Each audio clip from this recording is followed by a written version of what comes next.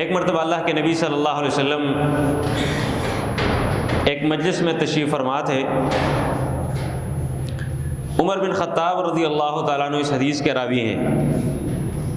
معروف روایت ہے جسے حدیث جبریل کے نام سے یاد کیا جاتا ہے۔ صحابہ کرام بھی موجود ہیں۔ عمر بن خطاب رضی اللہ تعالیٰ عنہ بیان کرتے ہیں کہ ایک بندہ اچانک آیا، شدید بیاض الثیاب، اس کے کپڑے انتہائی سفید تھے، شدید سواد الشعر، اور اس کے بال انتہائی سیاہ تھے، لا نرى علیہ اثر السفر۔ وہ بندہ تھا تو انجان، باہر سے آیا ہوا مہمان تھا، لیکن اس کے اوپر سفر کے آثار بالکل بھی ہم لوگ نہیں دکھائی دے رہے تھے کہ یہ بندہ اتنا لمبا سفر کر کے آیا ہو۔ اب ظاہری بات ہے اس وقت کے جو سفر تھے، گھوڑوں کے اوپر، خچروں کے اوپر، اونٹوں کے اوپر پیدل سفر، گرد و غبار، بندے کی کیفیت بالکل بدل جاتی ہوتی تھی۔ کہتے ہیں کہ یہ مہمان آیا تو ہے، لیکن نہ تو ہم میں سے کوئی اسے جاننے والا تھا اور نہ ہی اس کے اوپر سفر کے آثار دکھائی دے رہے تھے۔ آ کر اللہ کے نبی صلی اللہ علیہ وسلم کے گھٹنوں کے ساتھ اپنے گھٹنے لگا کر بیٹھ گیا اور اپنے ہاتھ اس نے اپنے رانوں کے اوپر رکھ لیے۔ اللہ کے نبی صلی اللہ علیہ وسلم سے گفتگو شروع ہوئی۔ اللہ کے نبی صلی اللہ علیہ وسلم سے سوال کرتے اور وہ آگے سے اس کی تصدیق کرتا۔ انہوں نے پوچھا کہ اخبرنی عن الایمان، اے محمد مجھے صلی اللہ علیہ وسلم مجھے ایمان کے متعلق بتائیے گا۔ اللہ کے نبی صلی اللہ علیہ وسلم نے انہیں جواب دینا شروع کر دیا، ان تؤمن باللہ، جو ایمان کے 6 ارکان ہیں وہ سارے گنوا دیے۔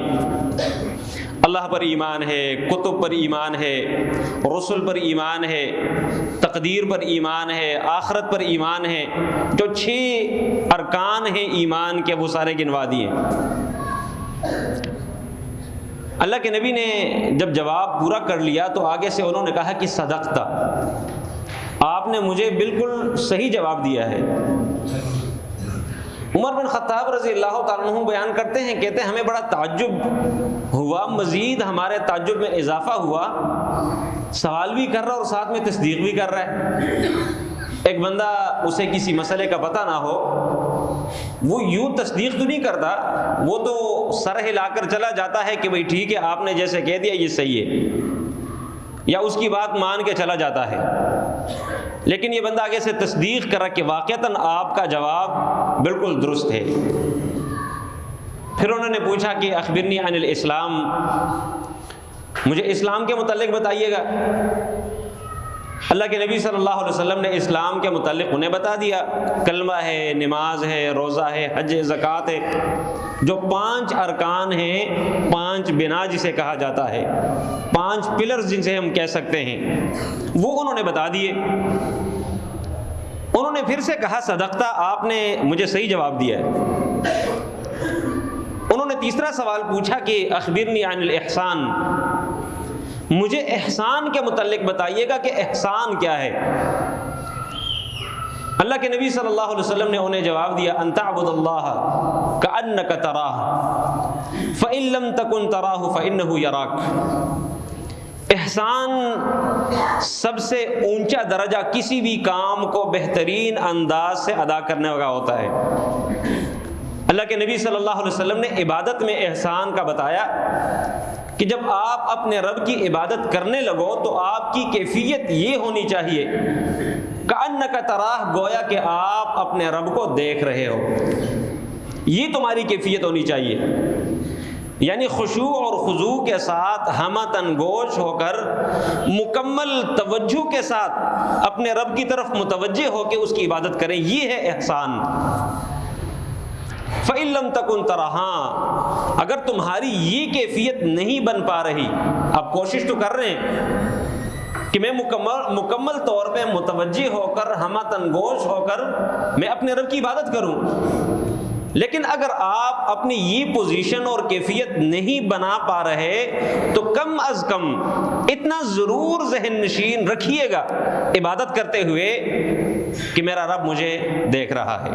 اب ظاہری بات ہے جب کوئی مزدور مزدوری کر رہا ہے، کام کر رہا ہے، اور اس کا ٹھیکیدار اس کے سر پہ کھڑا ہو اور اسے یہ پتا ہو کہ میرے باس، میرے ٹھیکیدار، میرے سر جی مجھے دیکھ رہے ہیں، تو وہ ایمانداری کے ساتھ کام کر رہا ہوتا ہے، کام چوری نہیں کر رہا ہوتا. لہٰذا کم از کم یہ کیفیت اپنی ضرور بنائیے گا کہ تمہارا رب تمہیں دیکھ رہا ہے، لہٰذا آپ کی توجہ کافی حد تک مبذول ہوگی اپنے رب کی طرف. انہوں نے کہا صدقت، آپ نے بالکل صحیح کہا. اس کے بعد پھر انہوں نے پوچھا اس بندے نے کہ اخبرنی عن الساعہ، مجھے قیامت کے بارے میں بتائیے گا کہ قیامت کب آئے گی.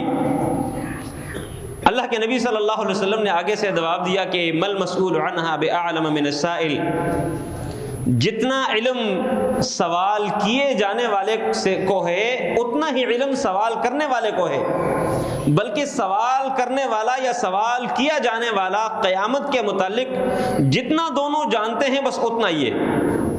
یعنی رب نے جتنا بتایا بس جو علم آپ کو ہے اتنا مجھے ہے، اس سے بڑھ کر مجھے نہیں ہے.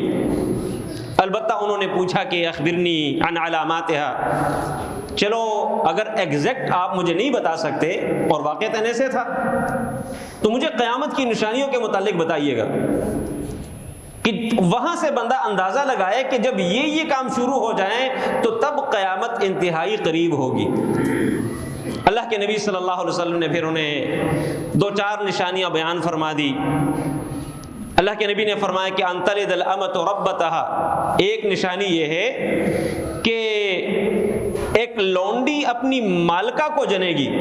لونڈی ہے، کسی کی ہے، اور اس سے جو اس کا بچہ پیدا ہو رہا ہے یا اس کی بچی پیدا ہو رہی ہے تو وہ اس کی مالک بنے گی. یعنی بچی اپنے ماں کی مالک ہوگی اور ماں اس کی لونڈی ہوگی. علماء اور فقہاء اس کی تفسیر یوں بیان کرتے ہیں کہ ماؤں کی نافرمانیاں بکثرت ہوں گی. یعنی جو پیدا ہونے والی بچی ہے وہ ایسے ہوگی جیسے خود ماں ہے، اور ماں ایسے ہوگی جیسے بچی ہوتی ہے.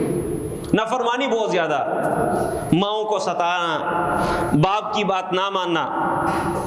اور ساتھ میں اللہ کے نبی صلی اللہ علیہ وسلم نے ایک اور نشانی بیان فرمائی، وَأَن تَرَى الْحُفَاةَ الْعُرَاةَ رِعَاءَ الشَّاءِ يَتَطَاوَلُونَ فِي الْبُنْيَانِ، وہ لوگ جو ننگے بدن پھرتے ہوتے تھے، ننگے پاؤں ان کا گزرنا زندگی کا گزران تھا، ان کے پاؤں میں کبھی جوتے نہیں ہوتے تھے. اب انہی لوگوں کے اوپر ایک وقت ایسا آ جائے گا کہ یہ لوگ بلڈنگوں کو بنانے میں کمپٹیشن میں لگے ہوں گے، ایک دوسرے کے ساتھ مقابلہ بازی ہوگی. یعنی ان کے باپ دادا نے زندگی ایسے گزاری ہے کہ ان کے پاس پہننے کے لیے کپڑا نہیں، ننگے پاؤں وہ زندگی گزار رہے ہیں، یہ ان کی کیفیت ہے. لیکن اب ان کے پوتے پڑ پوتے، ان کے بچے، ان کی کیفیت یہ ہے، اور دنیا ان کے اوپر اس قدر فراخ ہو چکی ہے کہ وہ آپس میں مقابلہ بازی میں لگے ہوئے ہیں، بلڈنگوں کو اونچا بنانے میں، کوٹھیوں کو بنانے میں، کاروبار کو مزید بڑھانے میں، ترویج دینے میں، نشر و اشاعت کرنے میں. یہ ان کی زندگی یوں گزر رہی ہوگی. عمر بن خطاب رضی اللہ تعالیٰ عنہ بیان کرتے ہیں کہ یہ گفتگو کر کے وہ بندہ چلا گیا، کسی نے اس کو دیکھا ہی نہیں، کسی کو نظر ہی نہیں آیا. اس کے بعد 2-4 دن گزرے. اللہ کے نبی صلی اللہ علیہ وسلم نے مجھ سے پوچھا کہ جانتے ہیں یہ کون تھے؟ جو بندہ آیا تھا، جو سوال بھی کر رہا تھا اور ساتھ میں تصدیق بھی کرتا جاتا تھا. عمر بن خطاب رضی اللہ تعالیٰ عنہ نے کہا کہ اللہ و رسولہ اعلم، اللہ اور اس کے رسول بہتر جانتے ہیں کہ وہ کون تھے. تو اللہ کے نبی صلی اللہ علیہ وسلم نے انہیں بتایا کہ انہ جبریل، یہ جبریل تھے، اتاکم، تمہارے پاس آئے تھے، یعلمکم دینکم، تمہیں تمہارا دین سکھلانے کے لیے. یہ انہوں نے اپنا ایک روپ دھارا، ایک طریقہ اختیار کیا اور آپ لوگوں کو اپنی طرف متوجہ کر کے، تاکہ آپ لوگ توجہ کے ساتھ یہ ساری باتیں سنیں. سوال بھی کرتا ساتھ میں جواب سنتے ساتھ ہی تصدیق بھی کرتا جاتا ہے۔ لہٰذا آپ لوگوں کو دین سکھلانے کے لیے جبریل علیہ الصلوۃ والسلام تشریف لائے تھے۔